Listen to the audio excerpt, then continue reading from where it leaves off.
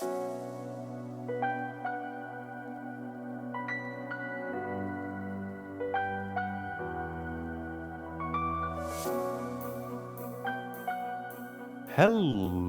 Dota Alchemists. I'm Jeoni, here bringing you the next installment of Alchemy Answers, and in fact, the first one to air in the new year. I'm here with your host, Donnie, say hi, Hello.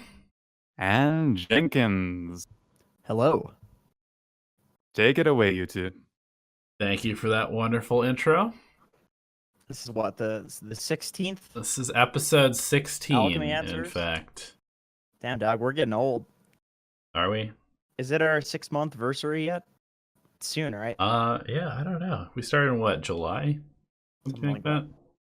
I'll have to look back. Anyway. Just Google, when did Pugna shut down? There's your answer. Don't Google Pugna. F in chat for Pugna. But having a lot of success with mid-sniper lately, maxing headshot in lane and dominating. Going male strong after bans and phase. Any idea if it has legs? I think mid-sniper is pretty good.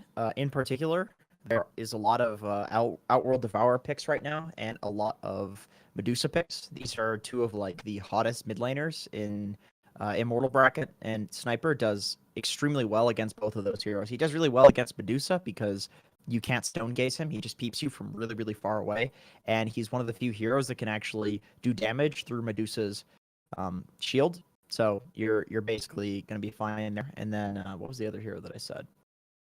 OD. Medusa and OD. And then OD, this hero has like very, very close up like attack range, and then his spells are very close up range too. If the OD ever gets on top of the sniper, he's dead, but that goes for like every single hero. So I think it's like really, really good, because OD is one of these heroes that will just destroy most heroes in lane, but Sniper, he just doesn't have the range to get in range of the Sniper, and Sniper will just like keep the shit out of him. I'm not personally a huge fan of phase boots on ranged heroes, just because like, and on Sniper, because like I really feel like if the enemy team is gonna get on top of you, like the phase boots aren't gonna help you get away.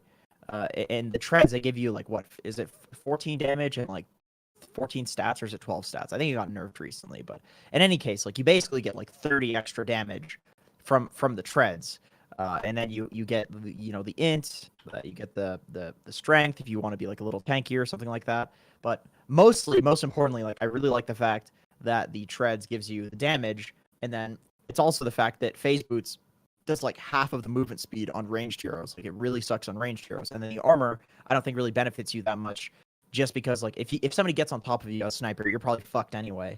So I'm personally not a huge fan of phase boots on ranged heroes. I would say that if you want to go for a boot that's like that on sniper, try tranquil boots. A lot of people are building tranquil boots on like Outworld Devourer, on Sniper, on any of these like ranged right click mid heroes, because right clicking no longer breaks the tranquil boots on Creed, so you can just use them to get around the map.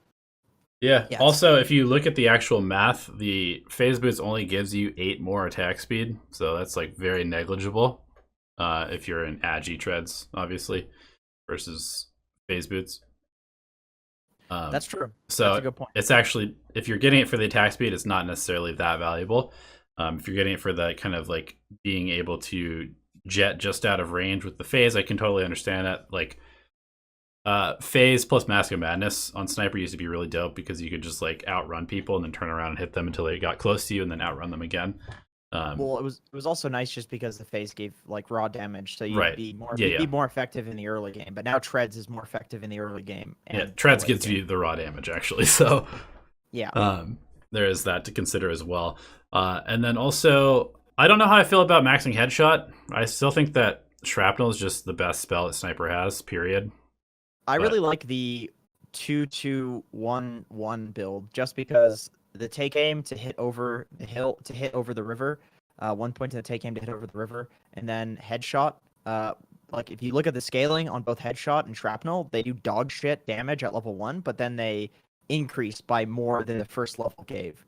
So like the level 2 point in both of those abilities is incredibly value, in my opinion. And I think at that point you can either decide to go right click with the headshot build, or go shrapnel build, depending on what's good. And I do think shrapnel is a really good spell as well. Yeah, I don't think you should ever just skip shrapnel, is what I'm trying to say. It's way too good of a spell and really just helps Sniper do everything that Sniper wants to do, I think. Yeah, it's good for farming too. Like you can actually get more experience to get higher levels in the headshot by just going at least 2 levels in the shrapnel. Yep. Because think of it this way: the first level in shrapnel does 150 damage. The second level does 350. That's like, depending on the camp you get. If you get satyrs, that's like the entire satyr camp just with the shrapnel alone, almost. Your face is frozen, by the way. I don't know. Oh. I don't know if you're lagging or what, but you just look really stupid right now. It's pretty amazing. Well, what's going on right now? Do I look fine now? No, you're just not moving. You're stuck in a really dumb face. All right, well, I do dumb faces all the time. I mean, it's just pretty standard. That's only natural. All right, let me leave the call and come back. Yeah. How's that? It's not frozen for now, so that's good. Okay, great, good, sweet. So, Frank goes into Necrobook. Hello, William. Great to see you here, man. Yeah. Meme incoming. Oh God, please no. Okay, so people keep complaining that please do it. Excuse me, sir. I was talking, sir. So loads of people complain that their teammates make dumb decisions, but you can't change how your teammates act. So what are common mistakes and ways to play around them? I would say that, at least from my experience, the most common thing that people lose a shitload of games to is your teammates will go into a fight for some really bad impulsive reason, like they just want to. It's like a fight is going poorly, so it's like, oh, I need to show up to this fight or else my team will flame me, but the fight looks really bad and there's just no way you can win. Like, let's say you go into a fight and your Slark dies first. That's your carry. You're probably not going to win that fight. And then you're like, let's say your offlaner goes in and uses reverse polarity when the Slark, let's say if it's like a Magnus, and then the Slark is dead, so you have no damage. It's like, that is a terrible fight, right? But nobody should ever go to that fight after that point. Right. You have this impulse, though, that it's like you don't want all of that to be in vain. You don't want the Slark dying and the reverse polarity being used to occur without getting something out of it. So you go in that scenario for those reasons, as opposed to the reasons that the reason that it's actually a good fight. And so I would say probably that's like the most game losing thing. And yeah, I would definitely refer to that as like one by one feeding sort of thing, where it's like, oh, I need to go to this fight because I don't want these repercussions to have no consequences for the enemy team. And basically you will just like lose the game because a fight that could have just been some idiot going in and then another idiot going in is now everybody is dead. And even if you're one hero and you survive the fight, even if you're like a lich, if you just keep surviving fights because you're not going into bad fights, you will eventually end up being the highest level on your team. You'll eventually end up being an actual problem for the enemy team. Maybe not after the first fight that you didn't go into, but by the second or third fight, you'll actually have a huge impact just in the fact that you survived and did something else in that downtime where your team is just feeding. So it's like, if you go in, it kind of feels like, oh, well, we lost that fight anyway. But that's just because you're not seeing the fact that in two to three team fights where your team is feeding, you could be this like tremendous hero that's just super hard to deal with. And that is especially true if you're a core. Yeah, and to add to that, I would say that it's really good. I mean, you need to know like what your team fighting conditions are to make this call. Like Jenkins was saying, okay, if your carry dies, basically like if your damage dies, don't go to the fight. If your control dies, don't go to the fight. Like basically, unless you're, it's already a fight that you're in, you really should just be able to make that call. Okay, this fight's over now because this hero's dead. We have to have this fight to win, or we have to have this hero to win the fight. And what you should do then is right. So if you're not showing up to fights, but you're just farming the jungle or something like that, that's terrible. But if you're not going to go to a fight, you judge a fight as being bad, then you should immediately go to basically the most inconvenient place for the other team to deal with you. Yeah. Immediately. So generally that's like the exact opposite side of the map. Because let's say cut a creep wave, get the bounties on the opposite side of the map. Yeah. If they're in particular, like if they're fighting your bounties but they're distracted, you can get those bounties and TP and get the other bounties. Like if you lose a fight and you get all 4 bounties because the enemy team wasn't paying attention, you just won the game. Like that's actually super game winning. Yeah. And yeah, one of the most, I would say, like if you're a support, for example, and your cores, like the fight starts and you're not there yet because maybe you're warding or you're running to where your cores are, but they go too early and they get killed. you now know where most of the enemy team is, which means that's a really good opportunity to go place wards deep on their side of the map somewhere else. Like Jenkins said, cut a creep wave. Basically, try and create a problem for them somewhere else that is hard for them to deal with because they've committed a lot of resources somewhere else already. That's like the number one thing that you can do for that particular problem. I would say the next most important problem that you can deal with, or mistake that a team might make, is probably just like not dealing with the waves. I think a lot of people will maybe even like you win a fight. Let's say you've won a fight by killing 3 of their heroes, and your team will just start chasing the other 2 heroes. Chase or go jungle or something. And the wave is like right next to you. And they're chasing like into enemy territory, but the wave is next to you. So they're running beyond the wave, and there's no way for that wave to get to the tower that you need to hit now.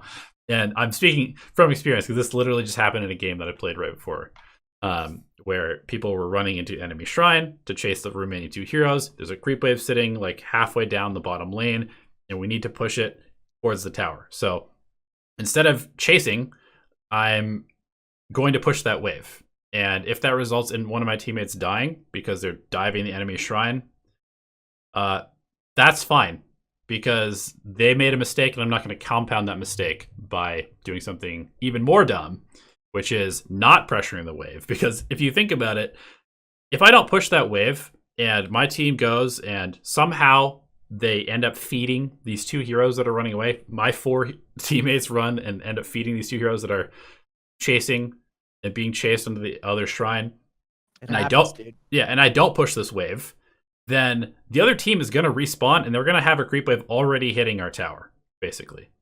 So even if the worst possible scenario happens and we lose 4 heroes because of this stupid chase, if I have pushed the wave into their tower and potentially taken that tier 1 tower or tier 2 tower, and the wave is all the way at their side of the base, at the very least, they're not going to be able to get anything out of it. Yeah. So it's kind of like idiot proofing your team by simply just managing the creep waves and where they are and what direction they're going. It's definitely really important. I would also agree that that's, even in like Immortal bracket, that's one of the bigger things. People just get distracted. You get really like obsessed with kills. And Joni actually had a question regarding that, but we got William Paton. Can I call you Willie? Willie says, I love Magnus, but at low MMR, my team doesn't play around each other. Rarely do my teams move together. I'm very vocal and nice, and I try to set up my team for success, but it just doesn't seem to work. I'm not 100% sure what's your MMR. I guess that's a question, just to know, exactly what bracket you're in. But I would say that if you have people that aren't working together, like 5 people that aren't working together, then that's pretty rare, especially if like in the draft you were picking a Magnus and you have some melee carry hero like Troll or Slark or Anti-Mage. Like if they don't want Empower and they're not working with you, that's very strange, because like why would they?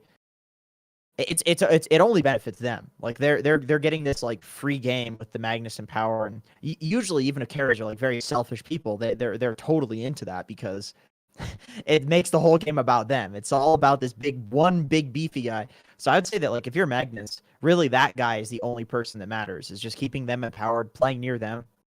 In fact, I've even seen games won where you have some like Troll farming and 3 heroes on the totally opposite side of the map just doing idiotic things, not working together, but you have a Mag plus Troll, and the Troll is pushing a lane with the Empower, enemy team goes on him, 2 or 3 man RP happens, and then you have the Troll Magnus like essentially functioning as this 2-man ganking combo, and that works. Like that's not the 5-man sort of RP team fight scenario that you would wish for, like that your team would all play together on a Magnus, but it's still very effective and a good way to play the game. And if you don't have some, like if your Troll or whatever is ignoring you, or you don't have one of those heroes and they're not playing with you, it's actually fine to build Magnus as like a regular offlane hero. You can build into like Mechanism, Greaves, Dominator, get the Blink, of course, for like ganking pickoffs and for team fights. Like if the enemy team is pushing your base, of course your team is going to work together. You play as a counter initiator.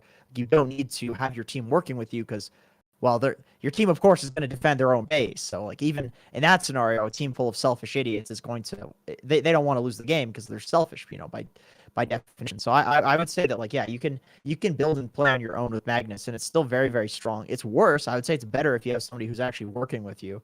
But if your team is just being like idiots, that's fine. Like, you can still build this hero as like a regular offlaner, get all the aura items, get Dominator, Vlad's, Crimson Guard, all these items, and just be a nuisance in a lane. That's perfectly fine to do that. Just play on your own. And then when it comes to defending high ground, you still have this crazy like wombo combo team fight hero. So I'm gonna kind of disagree with you, just because I think that you're still approaching this from a perspective of as an immortal player, which I just don't think you have the perspective of what he's talking about. As somebody who's played at 1K and 2K and stuff like that, I gotta know what bracket. The bracket thing is really important, but I think Lily, come on, where you at? I think that ultimately you can overcome your teammates' selfishness by simply just putting yourself near them and following what they're doing. And that's kind of what Jenkins was saying. Like, okay, so let's imagine in that scenario, you have a Magnus and a troll. And the troll is he's just pushing his lane. He's just, farming the jungle. Then he pushes the lane up. All you really have to do in that scenario is just be around him. Like you said, the other 3 heroes can just be doing dumb stuff. They can just be feeding in the other side of the map. And your troll would be doing the same thing. He would just be alone feeding if you weren't near him. But because you're near him, you actually, you force him to play as a team, essentially, with you at the very least, just because you're near him. Yeah. That's and, if you think about the general pub environment, especially at the, kind of like the middle to lower MMR, it's just 5 people running around doing random shit. And so if you can put one duo running around doing random shit, it's always going to be stronger than 5 random people running around doing random shit. Yeah. So it's basically you are the only person that actually matters as far as creating teamwork between 2 people, because all you have to do is just pay attention to what your troll is doing. Is he pushing up too far? Okay, I'm going to make sure that I'm ready to jump in an RP. Is he just farming the jungle? Okay, well, I'm going to, empower him and let him just do his thing. And if the wave comes up and he's ignoring the wave, then you just get some farm that way with Shockwave and your own empower. And then you just kind of keep the momentum going. And then, if you want to take it one step further, you can even let your troll go farm a jungle camp. Then you go ward the shrine or something like that if you're pushing up in a lane. I don't know, dude. That's a little next level. Yeah, whatever, man. Warding? This is how you win games at the MMRs where people don't work with you. Is you literally you find one person who is probably your win condition, and then you just that works in every bracket. Yeah, then you just follow them. You literally just follow them. You completely throw your ego away. You don't have a normal game yourself, and you just babysit this one person, and most of the time it actually works. Yeah, it's true. It is it's the YOLO solo players, man. There's always a YSP, anyway, so we got Joni said, roughly how many last hits is a kill worth? I absolutely love this question. I think a lot of people go looking for kills, but I also think there are times when enough creeps outweigh a kill. Most of the time. I would say my biggest point to make here is I would say the biggest misconception about creeps and about kills is that it has anything to do with gold. Gold does not fucking matter. It doesn't matter that 1 kill can be worth 5 creeps of gold. Absolutely doesn't matter. The gold is irrelevant. What is relevant is the fact that you are putting a certain hero off of the map for a certain amount of time versus the power of pushing whatever creep wave it is that you're farming out. So let's say there's a creep wave right in front of the enemy base. Useless to kill that compared to a creep wave right in front of your tower. Well, I shouldn't say useless, because still you'll put the momentum into their base. But in any case, you can see what I'm saying. If there's a creep wave that's already pushing, farming that doesn't matter that much because it's already pushing. You've already done your job in that lane. That lane already has to be dealt with by the enemy team, which allows you to make a better strategic move on the map. Killing a Magnus is much more important than killing a Crystal Maiden.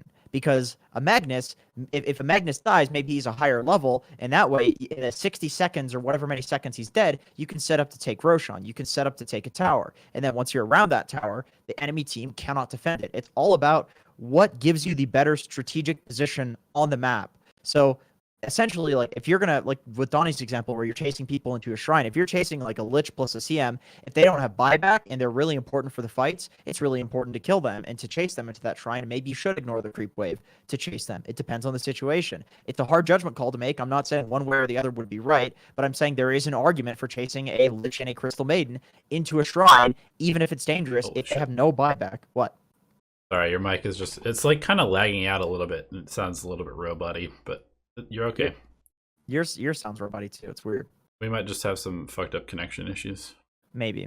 But in any case, essentially what I'm saying is, like, it's just a matter of weighing the you should really think about, like, strategy and, like, what you want to accomplish in the game, and just, like, what's important in terms of fighting and in terms of pushing high ground and in terms of taking towers, as opposed to the gold. At least in my opinion, like, if you commit everything to kill an anti-mage without buyback, it's like, yeah, you'll get, I don't know, 500 gold for it or something, which is only like 2 creep waves or some shit, but you're gonna win the game. So it's like the gold really doesn't matter in my opinion. In the early game, even, like, kills can be more advantageous than creeps, depending on, like, if you're killing a hero that is supporting an anti-mage who really needs the support in the lane, you get a level advantage because the anti-mage is getting zoned, and then you just destroy the lane. That's important. But if you just can't do that, and there's no point in killing the heroes, like, that's not going to happen, then you should just farm and not sacrifice farm to do that, because the gold is more valuable. You know, it's just it really does depend. Is my mic still cutting out? Yeah, it's kind of going in and out. I don't really know what the deal is. Like, do you want to just restart the call? I don't think it's really going to help, but we can. It's been doing this for, like, the last few times that we've done calls. So, that's weird. I don't know what to say. But anyway, I think I just wanted to add a couple of thoughts to that. Like, one thing because I've been thinking about this a lot recently, whether gold matters at all in Dota to some extent. I mean, it does, obviously, because items are important, but I've been kind of trying to theory craft if there's a way to play a game and literally just have 0 gold and still win, just by simply strategizing people by creating map pressure through pushing creep waves and vision through pushing creep waves, and then removing the correct piece at the right time from the other team's team fight. Because that's really what you're saying, is, like, it's not about gold. Kills and creeps, gold doesn't really matter. You just get gold eventually throughout the course of a game. What really matters is you're creating map pressure and vision through pushing creeps, and you're creating advantageous team fight or objective taking scenarios by basically taking power pieces off the field for a certain amount of time by killing them. Yeah. Kind of like in chess, right? If you kill the other person's queen, or you kill their knight or the bishop, basically suddenly they don't have one of their tools available to them, and it could be a very important tool. So yeah, I don't know. I wonder if there's a way where you could literally just, like, you could push the waves, but then just, like, not use your gold or something. I bet it's possible to win games. Actually, in pubs. a really good argument for this, by the way, is the fact that if you look at a lot of the pro games that have happened since 7.20, there will be games that are dead even in terms of gold, but one team will just, like, feel like they're doing better. It'll feel like they're stomping, and then eventually they will stomp and they will win. And it's like, how does this make sense, though? How in God's name does this make sense? It is even in terms of gold, but it still feels like one team is stomping. It's even in terms of gold for, like, 10 minutes, but then 5 minutes passes, a team fight happens, it's like a 10k gold lead because the fight goes so well.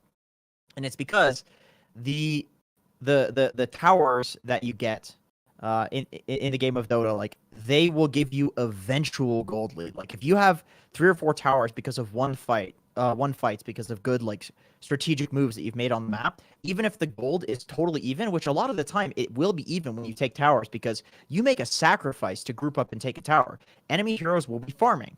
You won't be farming, so they will still be even in gold, but map-wise, it's way harder for them to play with, like, 3 to 4 towers gone. It's way easier for you to fight. You win one fight, boom, 10k gold lead. So it's like, you can have a totally even game, but the game, in terms of gold, but the game is actually not even at all because of map control, because of heroes, and then eventually a fight just happens, and then boom, there's the gold lead, and it's because it's kind of this, like, unrealized potential gold lead that will be there in some statistical distribution. It's like there's a very high likelihood that a certain team with a certain amount of towers will get that gold eventually, even though they don't have it. I've seen this time and time again, casting these games that are, like, even in terms of gold, but one team is just destroying the other, and then boom, eventually 10k gold lead. And it's like, where the fuck did that come from?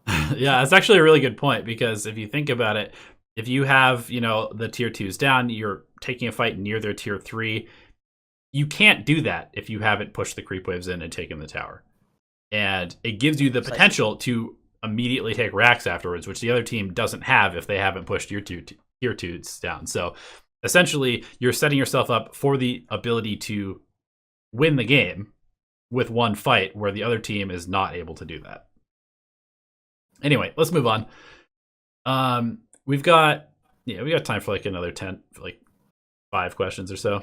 John Callahan, Willie, by the way, said he's 2.5k MMR to answer that question that we were talking about earlier, which is about the average, I would say, from people that I've coached and talked with from our YouTube. 2.5k to like 3.5k. I would agree with that. There's actually one question above that I'm going to answer from Jorge. Oh, is there? Oh, okay. Yeah. Jorge. Oh, there he is. Came back to Dota at the beginning of 2018 from a 5-year hiatus and calibrated at 200 MMR. 2,000 games later, I'm sitting at 1.9k MMR. Someone recommended to get a new count and recalibrate. Is that a good idea? No. No, I don't think so. I don't have much experience with like Smurfs and recalibration and stuff, so I'm not a great resource on this. The reason I would say no is you've climbed 1,700 MMR in a year. That's a lot more MMR than most people climb over their entire Dota career. So clearly you're doing a lot of stuff right. And I know it's really annoying that your teammates are still bad, but guess what? You're at 1.9k MMR, and so you're going to get bad teammates on occasion. I also get bad teammates on occasion, and it's just a matter of figuring out how to win the game. So do I. I was just playing with those. Here's the thing, is like, I think that people have put MMR on this weird pedestal where it's like, okay, if you have this level of MMR, you're going to have good games. And that's just completely wrong. You're not going to ever be guaranteed to have good Dota games unless you are literally playing on a professional team in a tournament. That's the only time you're going to have real Dota. If you're playing in a pub in solo queue, you are going to have a pub solo queue experience, and there's nothing that you can ever do, no matter what your MMR is, to not have that experience. So I would, to all the people that want to climb MMR, I get it. You want to be a certain level so you can say that you're this level or whatever, it fuels your ego. It feels like you actually are maybe getting something out of your time investment or whatever. But I know a lot of people also have the motivation of saying, well, I'm going to have teammates that actually play together if I get to this MMR milestone. You're not. It's that simple. So literally just enjoy your time. Like, you're clearly climbing at a pretty good rate. 1,700 MMR over 2,000 games. That's really damn good. I've gained, let's see, I think I calibrated like 2014, whenever like Dota 2 first came out. I don't remember. I've probably gained like about 1,700 to 2,000 MMR in that entire span. It's just like, and here's the thing: if you get a new account and you recalibrate, very good chance you're going to end up at exactly 1,700 MMR, 1,900 MMR. That usually happens. Maybe you'll get like 2,000 or 2,300, and then you'll just slip back to about 1,900 MMR.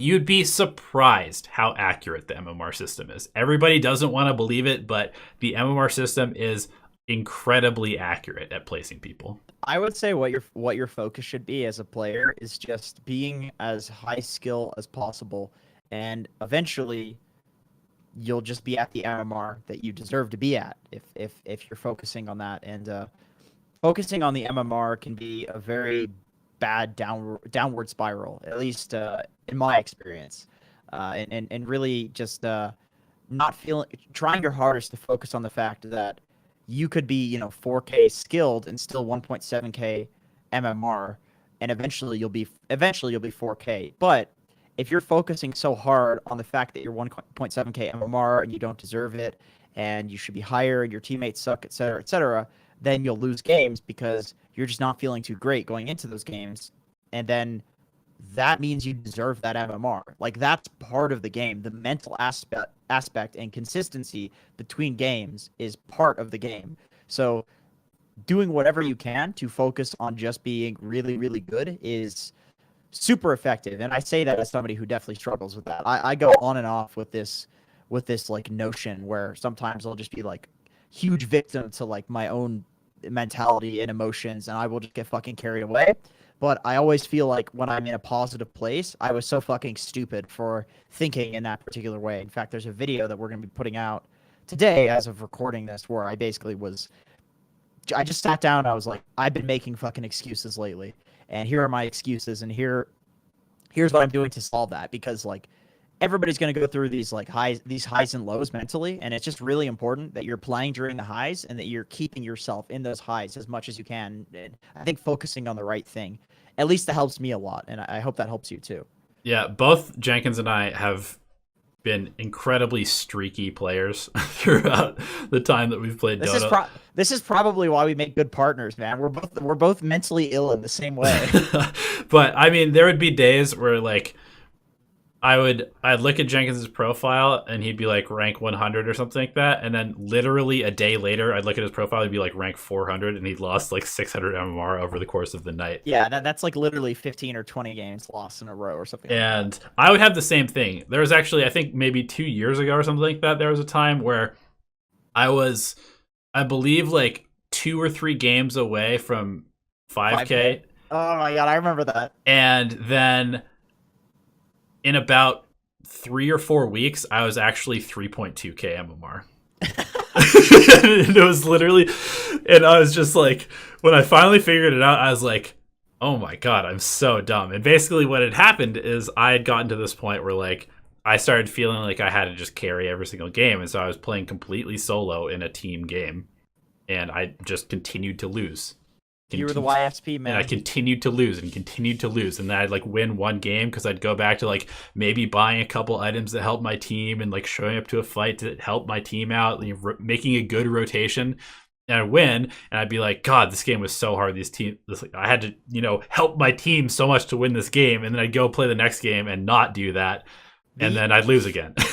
These days, my successful days are the days where I feel really shitty and like I want to binge queue, and I go like even or minus 25 MMR for the day. Those are fucking great days for me. Like yesterday, I ended the game minus 25. And I know that doesn't sound like a huge feat of strength, but it's the fact that I ended on a loss without continuing because I played with a bunch of griefers. I was very upset because of the griefers, and I knew the next game was going to be fucking terrible. So the way that I look at that is I prevented myself from losing like 100 or 200 MMR. And eventually I will get a streak where I win 200 MMR in a day. It will happen. And until that point, all I need to do is focus on not fucking losing 100 or 200 MMR in a day. Literally. And I will eventually get back to top 100. That's the way that I see it. So I'm very happy about yesterday. And before this call, before this show, I actually lost the game, and I feel good about it because it was a pretty atrocious game. It was one of the games where if I had kept queuing, if I was still in that queue cycle, I would be losing. It might be my fault. It might be the fault of the people on my team, but it just wasn't feeling good. I was feeling a downward spiral coming on, and I stopped myself. I had to for this, but I've been stopping myself without any specific thing that I have to go do in the past few months. And I know it sounds completely ridiculous, but I'm hoping people understand because this is a very, very addictive game, and I know a lot of people are very addicted to it as well. And I hope you guys understand. It's very much like the poker player's fallacy, and I used to play a lot of online poker, and there would be the same kind of patterns that would happen in like everybody who played, which is that sometimes you go on a bad run of cards, and like even if you're playing well, you just lose. And then the next time you come back to the game, you're just expecting bad stuff to happen, so you play suboptimally, and then you lose more. Right. It's like the shit that is statistically likely to happen sets you up to play worse because you're just looking at it the wrong way. And that same thing happens with teammates, where like you are statistically going to eventually have a bad run of teammates, where you actually could get 5 or even 10 games where your team is just crap. Like they actually are they're all flamers, they're all griefers. It's not going to happen very regularly. Like 5 carries on your team. Nobody plays support. Yeah, this is going to happen sometimes. And what really matters is what happens after that streak, because like you're going to have this streak, and if you can get out of that streak with only losing like the exact amount that you should be losing, and then you continue on in an even keel, and you have like this even streak, and then you go into your next good streak, because you're also statistically going to have games where you actually could basically queue up for the game, pick your hero, and then just sit in base and you're going to win. Like there are a lot of games that happen like that where you can actively be losing the game for your team and you're still going to win because your team just carries you. You know the funny thing for me personally, the way that my losing streaks end is I get one of those games where I play like such dog shit and don't care, and my team wins for me, and it's like that's the win that sets me. That it's just like, all right, I'm gonna start winning again. Yeah, and then I feel fine. But it's like, imagine if I just didn't lose all of those games getting to that point. Yeah, and or even if you just lost half of them. Right, took those free wins when they came, because statistically they will come. You know, we would all be much higher MMR, but it's all easier said than done, and it's easier to preach it than practice it, to say the least. Definitely. But I've been doing good lately. For me, it's just the biggest advice that I have is like catching yourself on that first game, because if you're on like the third or fourth game of a downward spiral, you're not gonna stop. Yeah. Like catching yourself before it actually starts, when you feel it coming on, is the way to stop it. This sounds like such an addiction thing. This is like we're talking about like doing narcotics or something like that. I mean, it is a dopamine addiction, basically. Everybody's just addicted to like the plus 25 MMR. And That's actually, there was like this sports psychologist dude that I was listening to at one point, and he was saying that you should, like, to train yourself to be mentally resilient against this, you should always quit after losing. So like never play for that next win, because a lot of people, like, they'll lose one and they'll be like, well, I want to win one, so they'll play another one, and then maybe they win and then they stop. It's like you should always quit with a bad feeling, basically, because you get that's a really cool idea, actually. You get so used to being like, oh, well, okay, this is where I have to stop, and then eventually you just kind of don't care because it's like the same. Dude, I'm gonna try that. I'm actually gonna try that. I'm gonna try to. Dude, that's so smart, actually. Just training yourself to fucking deal with those shitty feelings, because then, dude, you're gonna be so like mentally resilient in the future. Actually, if you're just forcing yourself always to, even if it's like you could keep playing and winning, just make yourself feel those bad feelings so they don't feel as bad in the future. Like that sounds super legit. You should make a video about that. That's a good one, actually. Let's say you have like a full Saturday off and you're like, I'm gonna play Dota all day, it's gonna be great. And then your first game, like you're playing well, and then your team literally just starts flaming you, and then they start feeding on purpose, and then the other team's flaming you also, and it's literally just the worst experience ever, and you lose the game. You just get up, and for the rest of the day, you're pissed about that game, and you just have to experience those feelings, and then eventually they go away, because they always do. Dude, that's super fucking legit, actually. For the entire day, you just have to feel this terrible feeling from losing the game, and the next day you're going to come back and be like, wow, that actually didn't matter very much. David says, hi, my name is David, and I'm a Dota player. Yeah, literally. This is taking a dark turn. Yeah. It always does. All right, we'll move on from this subject. Unless, questions bring it back, we can talk about it, but let's see. Let's do this last one by David Richardson, actually, and then okay. we'll say last call for questions, because we're at 50 minutes now or so. So, Rich people call Richard the short form for that is Dick. So it's David Dixon. Thanks. Is also correct. I'll be here all week, by the way. Well, anyway, okay, so his question was, come on, man. How do you translate in-housing skills to ranked matchmaking? Because they feel like very different games. That's definitely true. Nailed it. I would say that when it comes to in-housing versus ranked, there is actually a lot less of a difference than people think. And I think there's a big issue with like people being comfortable using their mic in ranked. Personally, that's how I feel. Yep. And I think that you could probably, get away with using your mic a lot more in ranked. And maybe some people won't listen, but a lot of people a lot of people actually will, and you can also you can use ping and chat wheel to communicate as well.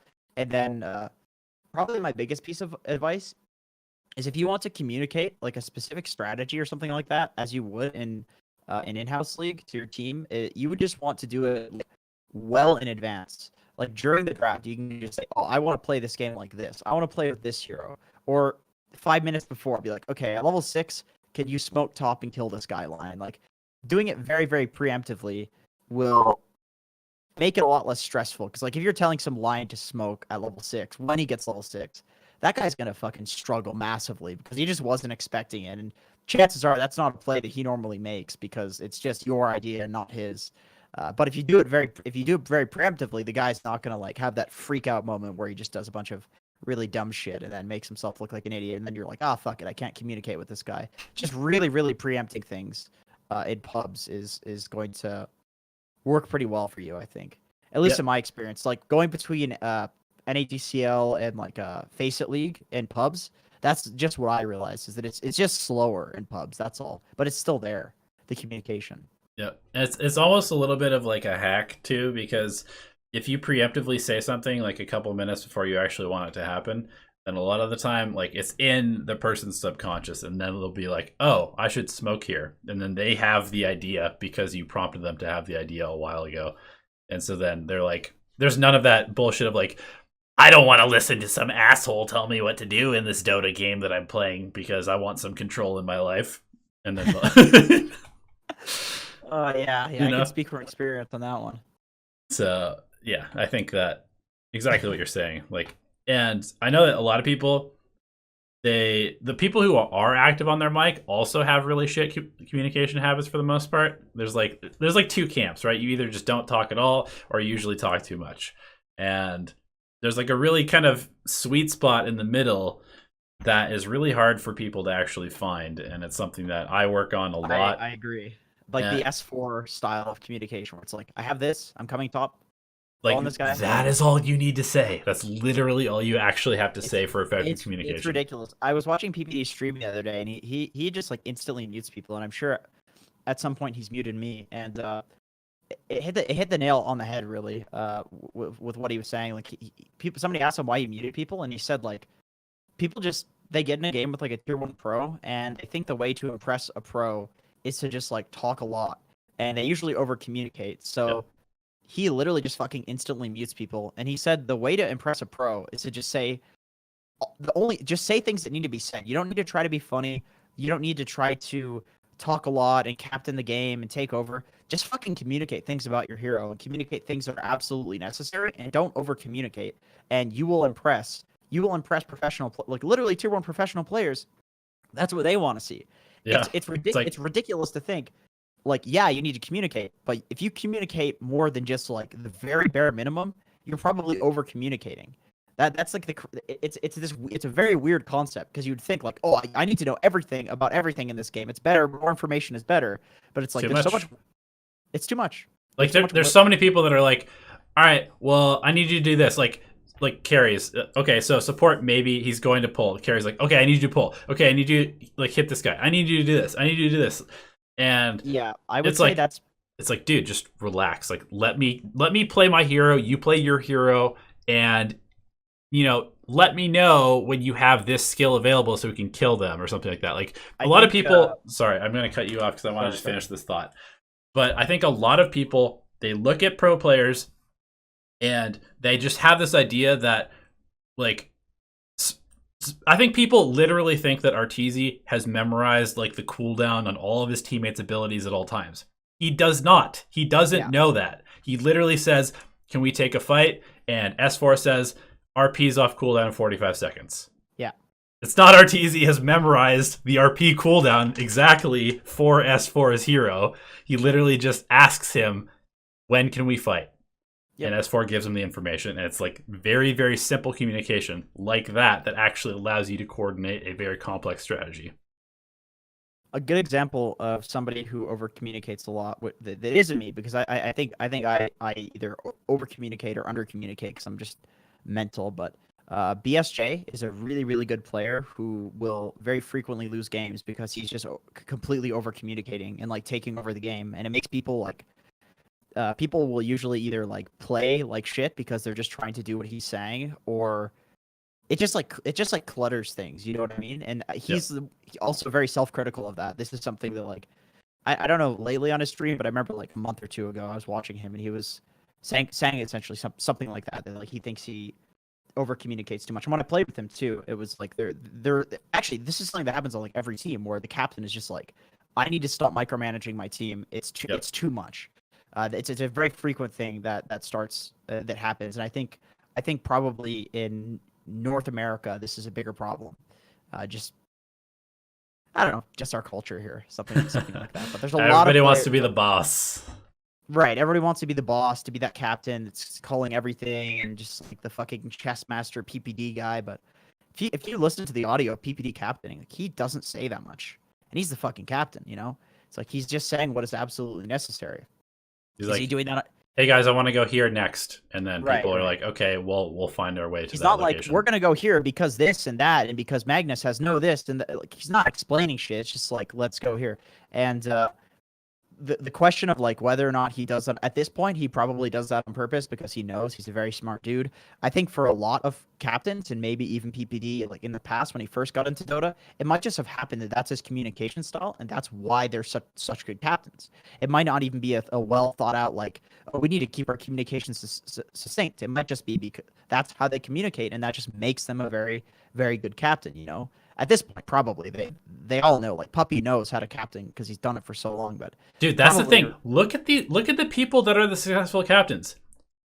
Kuroki, pretty quiet dude. PPD, fairly calm dude. Like Puppy, you know, memes aside, fairly calm dude.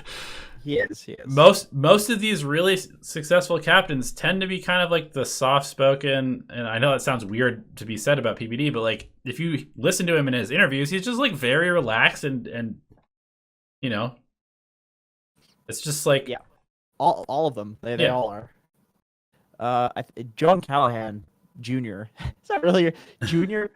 It's your dad senior, but in any case, he says, we have an overly explicit versus implicit culture in North America. We feel there's always information that is not understood. If someone isn't asking questions, we don't assume they know enough. We assume they aren't asking questions because they are confused. I definitely think that's accurate. Yeah, I definitely see that a lot. You know, like that's one of my biggest things. I actually should just do the PPD method. It's something that I started to do is just mute people that are talking too much. Like I know they're trying to be helpful, but at some point it's eventually just going to piss me off because it's like, dude, I know what I'm supposed to be doing right now. Can you just relax? Like, I've been doing that recently too. It's great to watch these very successful pros because you can see the little things that they do that actually make them very, very successful that maybe they don't even realize how important it is. Like, I don't think PPD is muting people because he cares about pubs and wants to win them. He's muting people because he actually doesn't want to fucking hear them. But as a result, he's not getting tilted because he's muting the people that would be bothering him. Yep. So it's just like super game winning, and that's why he's high MMR. That's why he's so good. He does a lot of these things that are just great to be a successful Dota player. Yep. All right, guys. I think we're gonna wrap it up there. We've been streaming for about an hour, and got some really, really good questions. I'm excited to put this one on YouTube. I think people are gonna like it a lot. Cool. Yeah. And thank you as always for tuning in. Thank you for supporting us via Patreon. And we changed a couple things around recently. We've added another tier where you can be on our friends list and watch us play and ask us questions via Steam. And we also changed around one of the other tiers. I think the $12 tier to where we're going to do basically a replay review stream like this, but it'll be reviewing people's games. We're going to do actual replays, yeah. We'll just sit down for a night and just go over a shitload of replays, basically. Yeah. So, as always, thanks for supporting Dota Alchemy, and we'll see you next time. Thanks, guys.